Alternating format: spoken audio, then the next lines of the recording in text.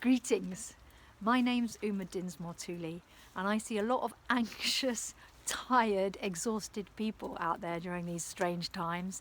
I see a lot of yoga teachers, therapists, and people trying to support their clients and their communities, and knowing that maybe Yoga Nidra could be useful. What I observe is that right now the demand for quality Yoga Nidra facilitation online and live, the demand for Yoga Nidra is huge. I've been teaching Yoga Nidra for over 20 years, and I see right now that it's more needed than ever. Yoga Nidra is really it. It's what can be deeply helpful for so many people. And quite a lot of yoga teachers and therapists and people supporting their clients and communities wonder, how could I share Yoga Nidra? Or how could I facilitate that practice better? And I'm the founder of the Yoga Nidra Network. We run a teacher training course that kind of supports a very particular kind of facilitation. It's appropriate, it's client-centered, it's student-focused, it's responsive, it's community-led.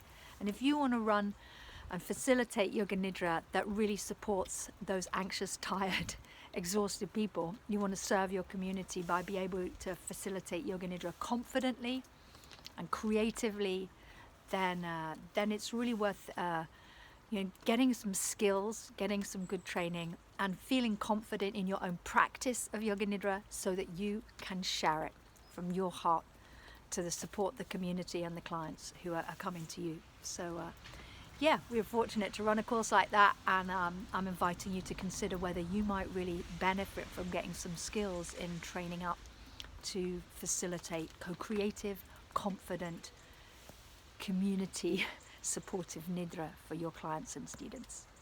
Thank you for listening. Okay. Yeah, Yoga Nidra is really a vital and useful tool right now in these very strange times. With all my love, with great respect and love, I honor my heart, my inner teacher. Thanks for listening.